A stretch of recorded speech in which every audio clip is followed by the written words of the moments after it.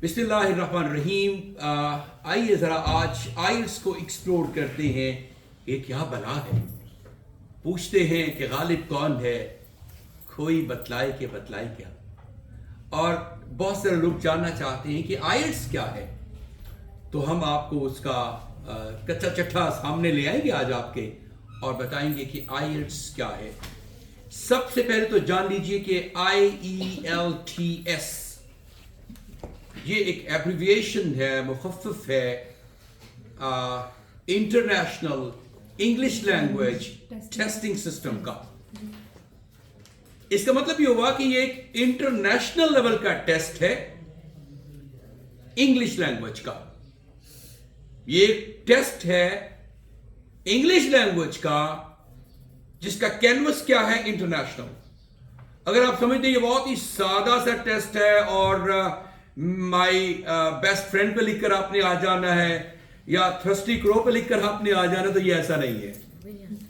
इसमें आपको 4 टेस्ट से गुजरना पड़ेगा।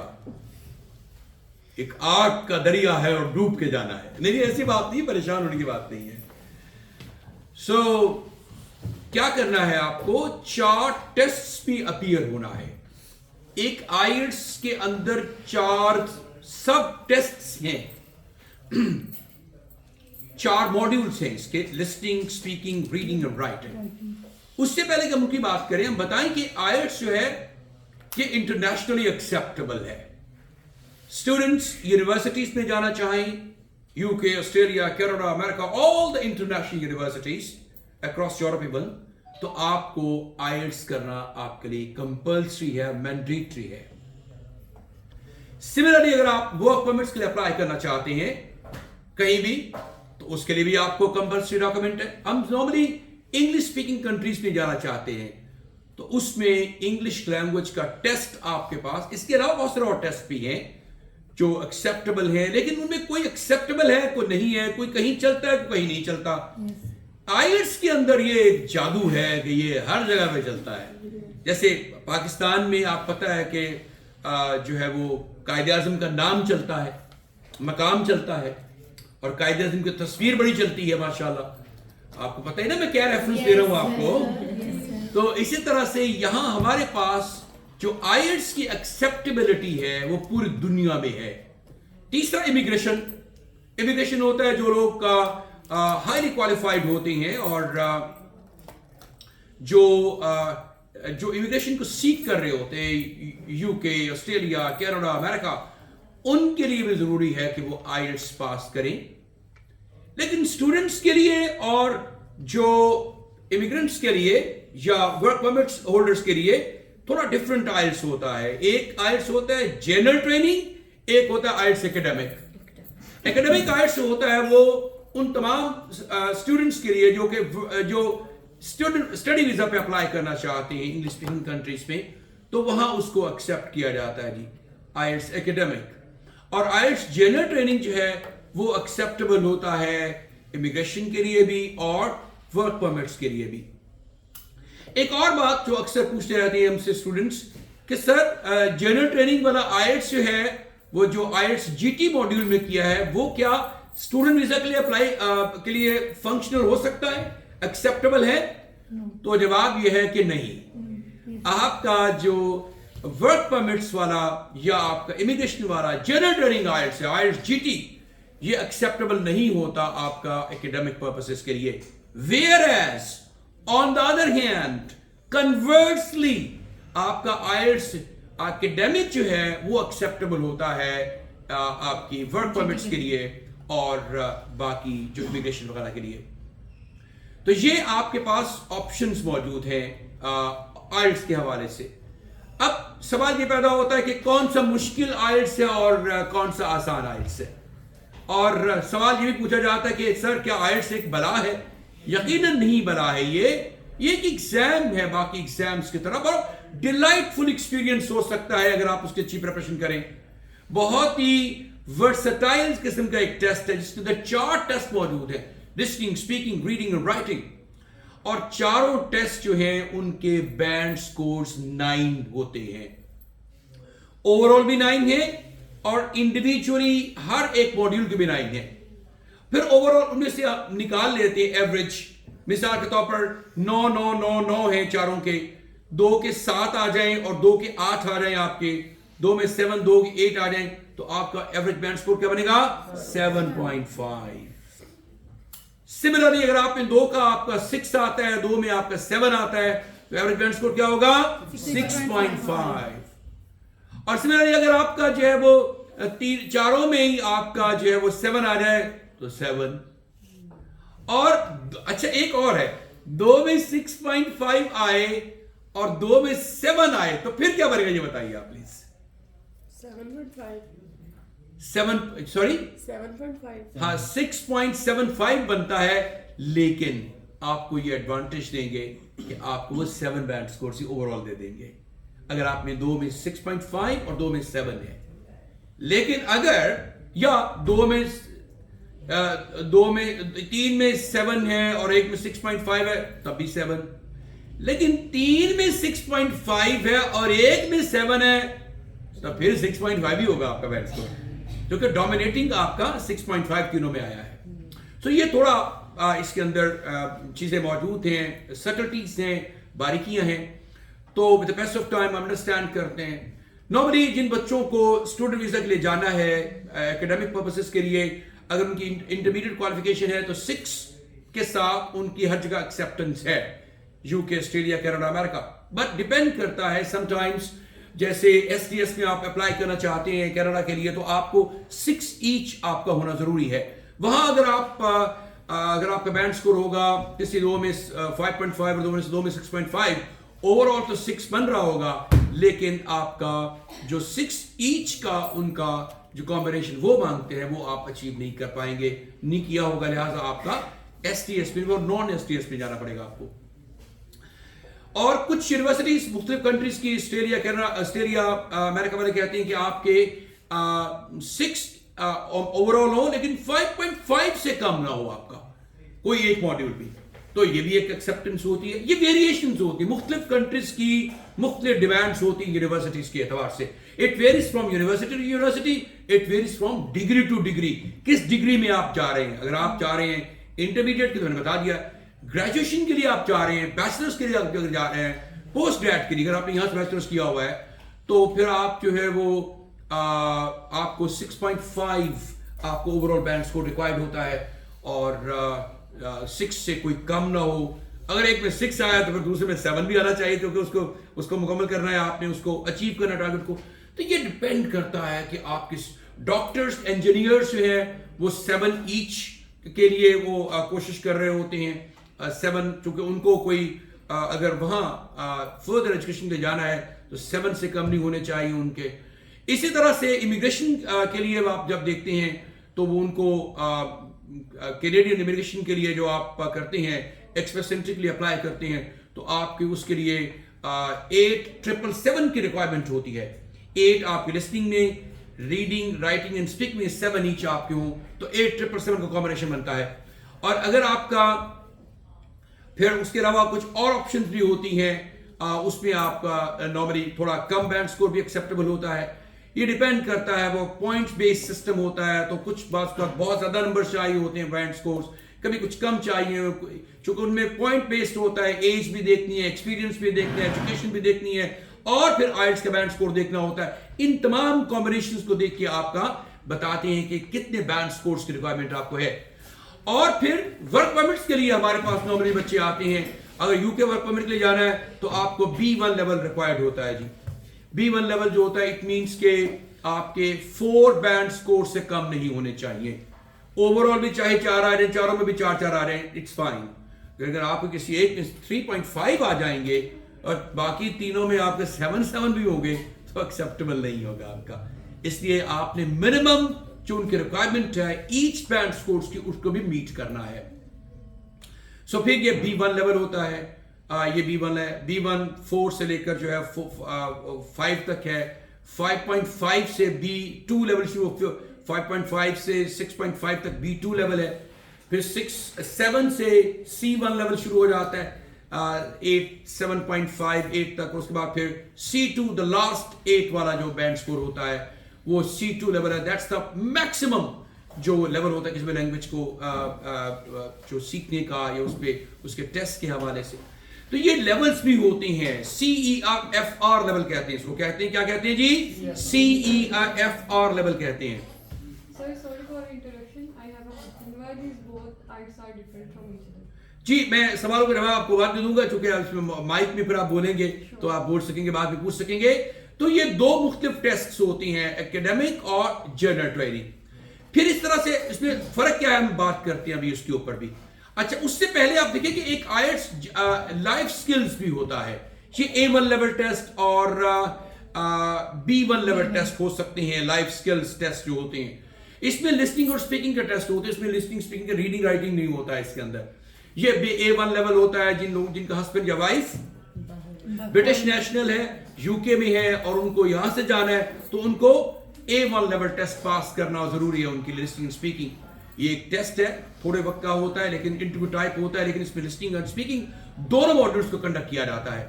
अपार्ट फ्रॉम दैट हमारे पास एक ऑप्शन दूसरी B1 भी होता है, लिसनिंग एंड स्पीकिंग। वो जहां जब इन बच्चों को वहां यूके में रहते हुए जब नेशनलिटी के लिए प्रोसीड करना होता है तो फिर B2 लेवल चाहिए होता है, B1 लेवल चाहिए होता है, सॉरी, वो उसको उसमें भी लिसनिंग एंड स्पीकिंग होता है, तो वो उसके टेस्ट की प्रिपरेशन होती है। सो एनीवे हमारे पास जो वर्क परमिट्स के लिए एक्सेप्टेबल टेस्ट होता है वो आपको B1 लेवल चाहिए होता है। आईएलटीएस जनरल ट्रेनिंग में लिसनिंग स्पीकिंग रीडिंग राइटिंग चारों मॉड्यूल्स वाला टेस्ट चाहिए होता है। कुछ लोग गलती के साथ लिसनिंग और स्पीकिंग वाला टेस्ट कर लेते B2 B1 लेवल, और वो एक्सेप्टेबल नहीं होता वर्क परमिट्स के लिए। तो इसलिए ये भी एक आपने ख्याल रखना है। लिहाजा बहुत ही इंटेलिजेंटली आपने अपनी आईएलटीएस की सिलेक्शन करनी है। अगर आप गलत कर बैठेंगे, अच्छा फिर यूकेवीआई है और नॉन यूकेवीआई है। यूकेवीआई होता है जिन्होंने यूके प्लस पूरी दुनिया में एक्सेप्टेबल है, और नॉन यूकेवीआई जो होता है वो सिर्फ आपका जो है वो यूके के अलावा बाकी दुनिया में एक्सेप्टेबल होता है, स्टैंडर्डाइज उन्हें कहते हैं। तो इसमें क्या फर्क है?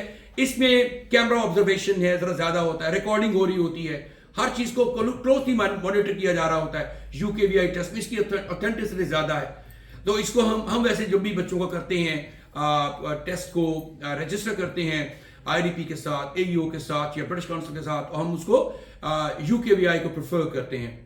चूंकि बात बच्चे ये गलत नॉन यूकेवीआई करके पता चलता है उनको कि यूकेवीआई करना था, और वो फिर दोबारा टेस्ट देना पड़ता है उनको। चूंकि यूकेवीआई नंबर में एक खास उन्होंने एक नंबर रेफरेंस नंबर होता है यूकेवीआई का, वो होना जरूरी होता है।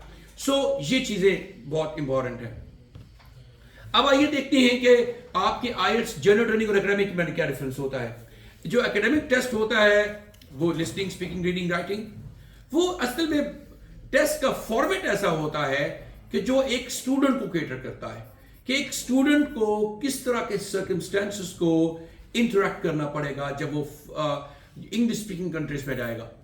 उसका एकेडमिक पर्सपेक्टिव होता है, लिहाजा एकेडमिक पर्सपेक्टिव में उसको लिखा जाता है। सो माय डियर फ्रेंड्स, हम बात कर रहे हैं जनरल ट्रेनिंग और एकेडमिक आईएलटीएस की। दोनों आईएलटीएस एक्सेप्टेबल होते हैं। मैंने जैसे बताया आपको, आईएलटीएस अगर आपने जनरल ट्रेनिंग किया हो तो एकेडमिक के लिए एक्सेप्टेबल नहीं होता, और अगर आपने एकेडमिक किया हुआ तो जनरल ट्रेनिंग के लिए एक्सेप्टेबल हो जाता है। तो ये थोड़ा डिफरेंस भी है। अब देखिए फंडामेंटली 4 मॉड्यूल्स जो आपके आईएलटीएस की हैं, listening speaking reading and writing. Speaking और लिसनिंग दोनों जो वर्जन हैं आईएलटीएस के, एकेडमिक और जनरल ट्रेनिंग दोनों के सिमिलर होते हैं। मतलब लिसनिंग भी एक जैसा टेस्ट आएगा दोनों को, स्पीकिंग भी एक जैसा टेस्ट आएगा। अब फर्क आता है आज आके ले देखे आपका रीडिंग और राइटिंग में, वो भी माइनर डिफरेंस है, मेजर डिफरेंस नहीं है। हम देखते हैं वो चारों मॉड्यूल्स को हम देखते हैं one by one. Speaking test जो आपका होता है, दोनों का सिमिलर टेस्ट होता है, और ये आपका 12 से 15 मिनट का एक टेस्ट होता है। ये नॉर्मली आपको या तो एग्जाम की जो डेज हैं, exams Murad listening reading and writing का टेस्ट LRW, इनका टेस्ट से पहले 2, 4, 5 दिन पहले आपको बुला लेती है, या उसके टेस्ट के बाद आपको बुला सकते हैं। ये अलग से इंडिपेंडेंटली स्पीकिंग टेस्ट आपका होता है। जबकि आपका लिसनिंग रीडिंग राइटिंग एक ही दिन में, ये ODI होता है, 1 डे इंटरनेशनल। अगर आपका डे अच्छा है तो आप अच्छा परफॉर्म करते हैं, और अगर आपका डे अच्छा नहीं है तो आप अच्छा परफॉर्म नहीं करते हैं। अब डे से मुराद क्या है कि जो चीजें आपको एग्जाम में आई हैं वो सारी, अगर तो उनसे आप इंटरेक्ट कर चुके हैं, पढ़ चुके हैं, आपका सब्जेक्ट वो है, या आपको इंटरेस्ट उन चीजों के अंदर है, या आपने जाने से पहले उनको कॉन्फिडेंटली पढ़ा हुआ है, समझा हुआ है, आपका डे अच्छा होगा आपका। और अगर उनको नहीं पढ़ रखा, थोड़ा मुश्किल हो सकती है, फिर आपको आइडिया नहीं है। आपको आइल्स करने के लिए, अभी हम बात करते हैं, ये जो हम स्पीकिंग की बात करें, आइल्स करने के लिए आपके पास दो चीजें बहुत लाजमी होनी चाहिए। वो दो चीजों में एक है आपकी लैंग्वेज की प्रोफिशिएंसी, और दूसरी है आपके पास कंटेंट या नॉलेज आपके पास होना चाहिए।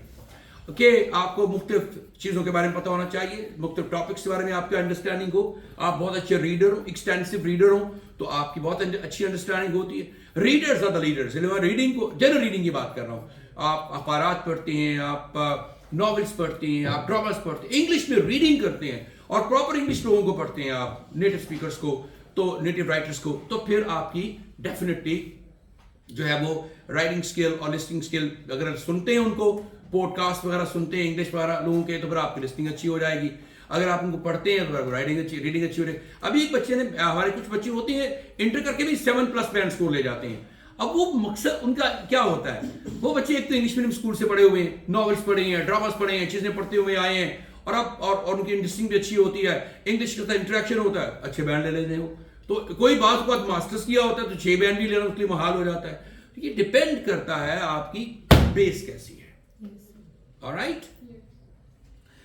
अब उसके बाद हम देख रहे हैं ये दो चीजें, आपके पास नॉलेज भी हो और आपके पास लैंग्वेज की प्रोफिशिएंसी हो, आप आइल्स की बेहतरीन। हमारे पास जो बच्चे आती हैं, हम 30% आइल्स करवाते हैं, 70% उन्होंने किया हुआ होता है। मतलब अगर तो उनकी इंग्लिश अच्छी है, ग्रामर अच्छी है, वोकैबुलरी उनके पास है, और प्लस उनके पास नॉलेज है, तो फिर उनके लिए बहुत आसान हो जाएगा आइल्स करना। उन्हें सिर्फ टिप्स टेक्निक्स लेकर अंडरस्टैंड करना है, बाकी वो खुद अटेम्प्ट कर सकते हैं। हमारे लिए प्रॉब्लम जो है टू फोल्ड होती है। एक तो उन्होंने आइल्स की भी समझना होता है, दूसरा उनको अंग्रेजी भी नहीं आती। अंग्रेजी भी www.farag.com.pk होती है। .pk वाले ज्यादा वाले pk बच्चों की इंग्लिश होती है, तो इसलिए जब हम उनको पढ़ाते हैं, फिर लैंग्वेज भी सिखाते हैं, फिर साथ साथ आइल्स की, तो हमारे पास डबल ड्यूटी होती है ये। सो हमारे पास जो आइल्स की मैं बता रहा था, 4 आपके जो स्पीकिंग टेस्ट है वो आपका 12 से 15 मिनट का है। 3 उसके पार्ट्स होंगे। पार्ट 1 क्वेश्चन आंसर सेशन होता है 4 से 5 मिनट का। सिंपल क्वेश्चंस होते हैं, सिंपल टॉपिक्स होते हैं, उनके बारे में आप जो है वो 8, 10, 12 सवाल पूछ सकते हैं आपसे। हर सवाल का जवाब आपने 15 से 20 सेकंड में देना है, और हर सवाल का जवाब आपने 3, 4, 5 जुमलों में देना है। तो ये मैंने आपको टाइम भी बता दिया और सेंटेंस भी बता दिया मैंने आपको, हर सवाल का जवाब बताते हैं। इसमें क्या करते हैं, इसमें आप देते हैं, इसमें आप ओपिनियन देती हैं, साथ रीजन देते हैं, वाई नॉट का जवाब देते हैं पार्ट 1 के क्वेश्चंस में। और उसके बाद फिर पार्ट 2 जो आपका है, ये आपका एक टास्क कार्ड या क्यू कार्ड होता है, और उसका आपने रिस्पॉन्ड करना होता है। टास्क कार्ड या क्यू कार्ड इस तरह से हो सकता है जी आपका, ये देखिए, ये हमारा टास्क कार्ड या क्यू कार्ड, इसमें क्या लिखा हुआ है जी, describe a food court that you have been to। इसमें आप गए फूड कोर्ट में, you should say where it is, कहाँ है वो, what types of food it offers, कैसे फूड्स इसमें खाने आपको दिए जाते हैं, चाइनीज है, इटालियन कुजीन्स क्या हैं, what it looks like, कैसा लगता है ये रेस्टोरेंट, और फूड कोर्ट, और and explain how popular this food court is, कितना पॉपुलर है, पैकेजेस मॉल का, एम्पोरियम मॉल का, मॉल ऑफ लाहौर का, फोर्टिस्केयर मॉल का, कोई भी आप जो है वो अपने फूड कोर्ट में ले आए और उस पर बात करें, क्योंकि इमेजिनेशन की गेम भी इसमें होती है। चीजें प्री डिटरमाइन नहीं कर सकते। सवाल ये नहीं होता कि मैंने बता दिया ये आ जाएगा टेस्ट में, ऐसा नहीं होता है। जनरल लैंग्वेज प्रोफिशिएंसी आपके पास होनी चाहिए, और थोड़ी प्रैक्टिस होनी चाहिए, और फिर आपको मेथोडोलॉजी आनी चाहिए कि मैंने टेस्ट को कैसे अटेंड करना है। जब ये काम होगा आपका, आपके लिए इंशाल्लाह आहिस्ता आसान हो जाएगा। ये आपका 3 से 4 मिनट का टेस्ट होगा जी। ये आपका पार्ट 2 जो है, इसमें 1 मिनट आपको एक क्यू कार्ड देंगे, पेपर पेंसिल देंगे नोट्स बनाने के लिए, ब्रेनस्टॉर्मिंग के लिए 1 मिनट में आपने उसको तैयार कर लेना है, उसके नोट्स ले लेने हैं। उसके बाद फिर आपने 2 मिनट उस पर मुसलसल बोलना होगा। वो वैसे वो कहते हैं please speak on this topic for 1 to 2 minutes, लेकिन आपने उसको 2 मिनट के लिए बोलना होता है। अगर आप कम बोले तो फिर आप आपसे मजीद कुछ क्वेश्चन पूछते हैं। और फिर पार्ट 3 इसका है वो 4 से 5 मिनट का होगा, उसमें फॉलो अप क्वेश्चन पूछते हैं, पार्ट 3 डिस्कशन पार्ट होता है, इसमें जरा चैलेंजिंग पार्ट होता है, लेंथी क्वेश्चन होते हैं, ट्रिकी होते हैं, उसको अंडरस्टैंड करके आंसर करना होता है। और हर सवाल का जवाब आपको 30 से 40 सेकंड में भी दे सकते हैं आप, और 7-8 जुमलों का सवाल जवाब अगर हो तो लेंथी आंसर एक मॉडल। और आपको मैं आइडियल बता रहा हूं, अगर आप थोड़ा भी दे देंगे तो कोई मतलब पहाड़ नहीं टूट पड़ेगा आप पर। मतलब ये कि अगर आप ऐसा जवाब देंगे तो आपका परफेक्टली 7.5 8 बैंड स्कोर्स को जो बीट करना चाहते हैं उसके लिए जरूरी है। और उसके लैंग्वेज में आपने डिस्कोर्स मार्कर्स वगैरह का इस्तेमाल भी करना है, और फिर उसको थोड़ा इस तरह बताना है आंसर का जवाब, सॉरी इस क्वेश्चन को ऐसे आंसर करना है जैसे कि एक बहुत ही पढ़ा लिखा बंदा आंसर का जवाब सवाल का जवाब दे रहा होता है। सो ये आपने पहला पार्ट जो होता है उसकी साइकी प्रेजेंट टेंस की होती है, प्रेजेंट टेंसेस इस्तेमाल होते हैं। दूसरा पार्ट जो होता है उसकी साइकी पास्ट में ज्यादातर आप उस पर बात करते हैं। तीसरी साइकी जो होती है उसकी तीसरे पार्ट की उसमें फ्यूचर में आप ज्यादा टेंसेस को यूज करते हैं। तो ये मैं आपको बता रहा हूं टेंसेस की कैटेगराइजेशन, ताकि आपकी अंडरस्टैंडिंग अच्छी हो और आप उसको प्रैक्टिस करें। हम उसके लिए आपको बुक्स देते हैं, आपको वो नोट्स देते हैं स्पीकिंग के लिए, जिसमें आप एग्जाम्स की तैयारी करते हैं। और मोस्ट ऑफ द टाइम्स जो हम नोट्स देते हैं आपको उसी में से ही आपकी तैयारी हो जाती है, और उसी में से ही आपको क्वेश्चंस भी पूछते हैं, टेस्ट भी इसमें से आता है। लेकिन अगर ना भी आए फॉर एग्जाम्पल, तो इतनी अच्छी तैयारी आपकी हो चुकी होती है कि आप किसी भी क्वेश्चन को बहुत ही एमिकेबली हैंडल कर सकते हैं। ये पार्ट 3 होता है जी आपका।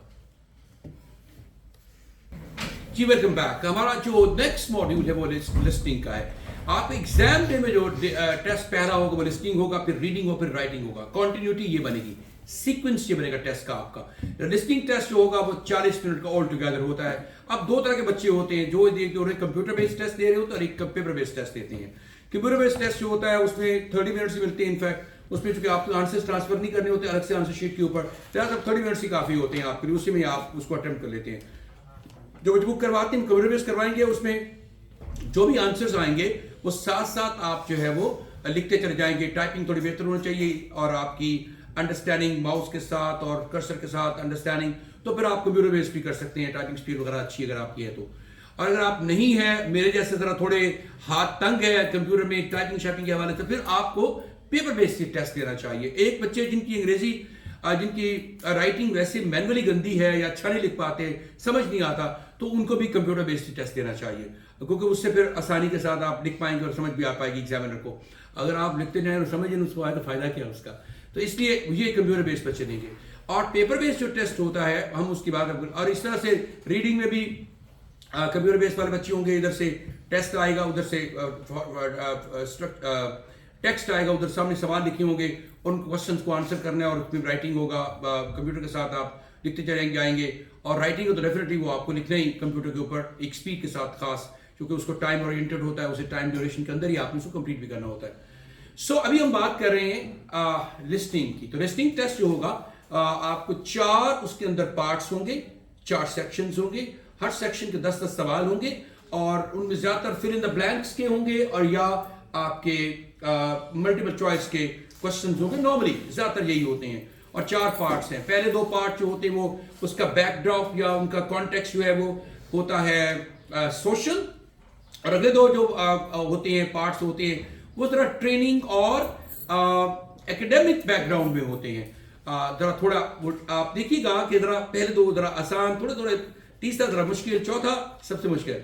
वो इन्होंने सीक्वेंस ऐसा रखा हुआ है आइट्स में, लिस्टिंग का भी, रीडिंग का भी, राइटिंग का भी, स्पीकिंग का भी, कि आप आसान से मुश्किल तरफ जाती हैं, और the level of difficulty rises with every coming part. हर आने वाले पार्ट में लेवल ऑफ डिफिकल्टी बढ़ता चला जाता है। तो ये इस तरह से भी है। अब पहले जो ये 4 किस्म के, हर एक पार्ट को आपने जो है वो टाइम देते हैं पहले आपको अंडरस्टैंड करने का, और उसके बाद फिर आप उसके कीवर्ड्स को अंडरलाइन करते हैं। मैं ये डिटेल्ड वीडियोस पे आपको जो अपलोड की है हमने, उसमें आप देख सकते हैं इन तमाम को। ये IELTS इन उर्दू के हमारा जो ये जो है फोल्डर है या प्लेलिस्ट है, जीनियस इंस्टीट्यूट लाहौर जो यूट्यूब चैनल है, उस पर हमारा यूट्यूब चैनल के अंदर प्लेलिस्ट है IELTS इन उर्दू।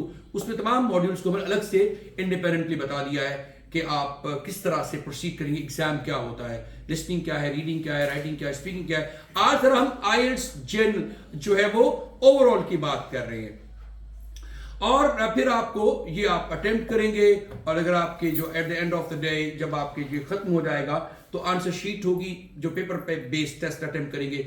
आंसर शीट में आपने आंसर्स को ट्रांसफर कर रहा है और 40 जो क्वेश्चन होंगे, हर एक सेक्शन के 10-10 सवाल हैं, तो 40 में अगर आपके 30 ठीक हो जाते हैं तो आपके 7 बैंड स्कोर्स होते हैं।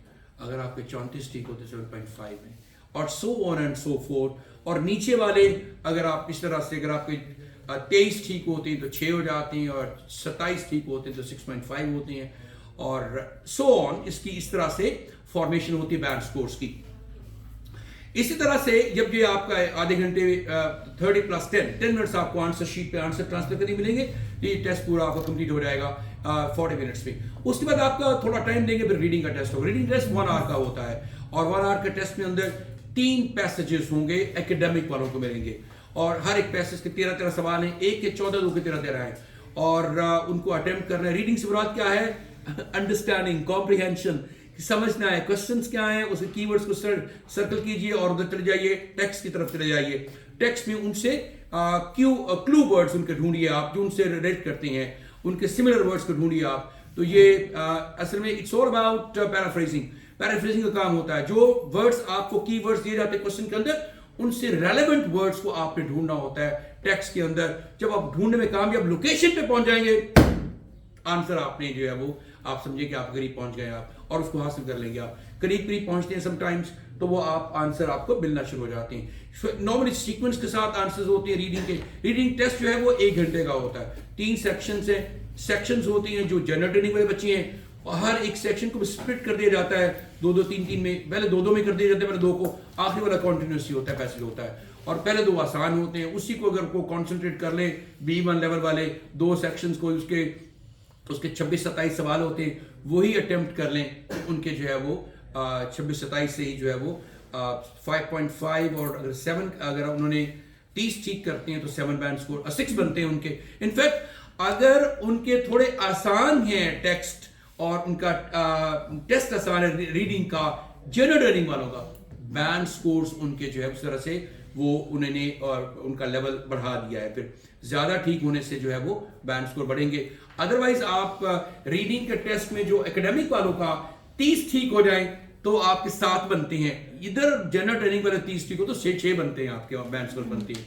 चूंकि टेक्स्ट आसान है इसलिए उन्होंने नंबरिंग को थोड़ा टाइट कर दिया है। तो ये सीक्वेंस के साथ चलते हैं, हर एक के 13-13 हैं, और आपको अटेम्प्ट करते चले जाएं। और साथ साथ ही इसमें अब अलग से टाइम पेपर बेस्ड वालों को नहीं मिलेगा। 10 मिनट जो कि लिस्टिंग में मिले थे आंसर ट्रांसफर करने के, आंसर्स भी आपने उसी अंदर टाइम स्लॉट के अंदर ही अटेम्प्ट करने होंगे, लिखने होंगे, और उसके लिए अलग से 10 मिनट आपको नहीं मिलने। लिहाजा 1 घंटे का टेस्ट है, 1 आवर मीन्स 1 आवर। और उसके बाद फिर इसमें क्वेश्चन टाइप्स हैं मुख्तलिफ किस्म के, जैसे ट्रू फॉल्स नोट के बने, यस नो नोट के बने, समरी कंप्लीशन है, मैचिंग हेडिंग्स है, और मैचिंग एंडिंग्स का एंड सेंटेंस कंप्लीशन है। फिर इस तरह से और इसके अलावा और सवाल मुख्तलिफ टाइप्स की हैं जिसको आपको अच्छा मैचिंग इंफॉर्मेशन, पैराग्राफ इंफॉर्मेशन है, जैसे मैचिंग हेडिंग है वैसे वो भी है। अच्छा ये जो होता है मल्टीपल चॉइस क्वेश्चंस हैं, इस तरह से so on and so fourth, इस तरह से काफी सारे टाइप्स ऑफ क्वेश्चंस, हर एक के टेक्निक्स हैं, वो हमने इसको अलग से डिस्कस किया है रीडिंग के आइल्स इन उर्दू, हमारा जो प्लेलिस्ट में पड़ा हुआ है। इसके बाद फिर आपका टेस्ट होता है जी, 1 घंटे के टेस्ट के बाद राइटिंग का टेस्ट होगा, और ये आखिरी टेस्ट आपका होगा, और ये भी 1 घंटे का टेस्ट होगा। और इसमें 2 टास्क आपको करने होंगे।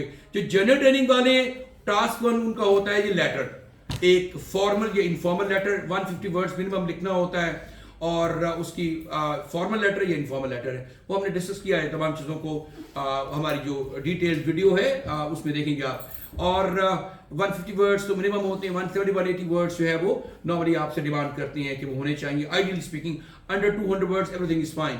और जो आपका एकेडमिक वाले स्टूडेंट्स हैं उनको एक रिपोर्ट लिखनी होती है जी, वो हो सकती है graph, chart, table, pie chart, line graph, multiple charts, map, diagram, कोई एक आपको विजुअल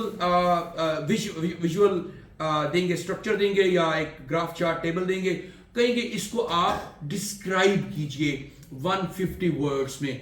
तो उसका भी फिर आपको पता है, तो इंट्रो होगा, फिर ओवरव्यू होगा, और उसके बाद फिर उसका बॉडी पैराग्राफ 1, बॉडी पैराग्राफ 2, इसको आप इस तरह से आप मेरी डिटेल वीडियो देखोगे, तमाम अंडरस्टैंडिंग आपकी हो जाएगी।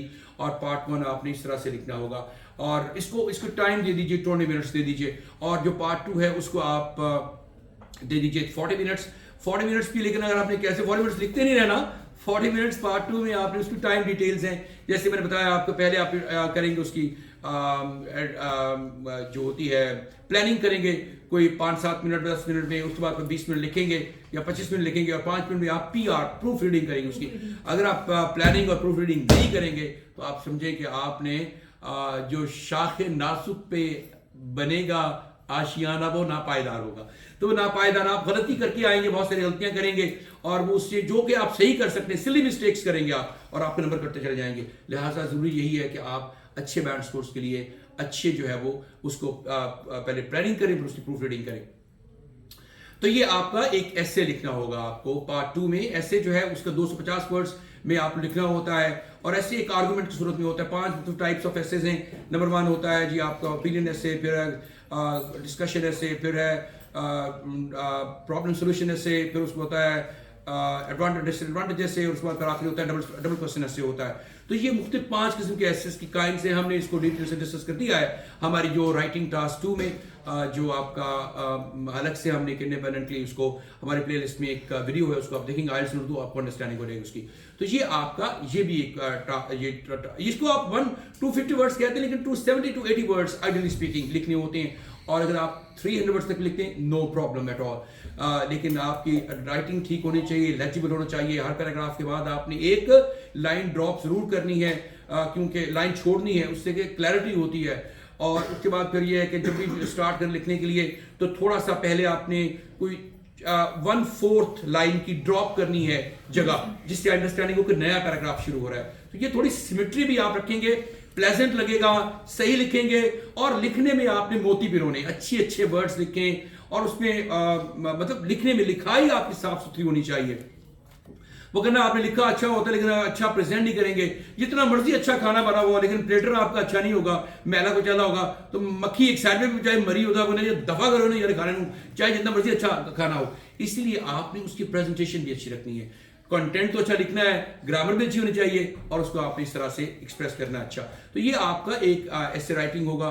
इस ऐसे राइटिंग को और टास्क 1 और टास्क 2 दोनों को जब हम इवेल्युएट करते हैं तो उसके लिए जरूरी है कि आपके ज़हन में होना चाहिए, जो एग्जामिनर देख रहा होता है आपका टास्क रिस्पॉन्स देखता है, आपका कोहेजन कोहेरेंस देखता है, ग्रामेटिकल रेंज एंड एक्यूरेसी दिखता है, और आखिरी चौथी चीज होती है आपकी वोकैबुलरी, जिसे लेक्सिकल रिसोर्स कहते हैं। इन तमाम चीजों को आप ध्यान रखते हैं, एग्जामिनर देख रहा होता है और इसको आपने 40 मिनट में कंप्लीट करना है। इस तरह से आपका दोनों टास्क 1 और टास्क 2, ये टास्क 2 जनरल ट्रेनिंग और एकेडमिक दोनों के लिए एक सही होता है, टास्क 1 डिफरेंट होता है।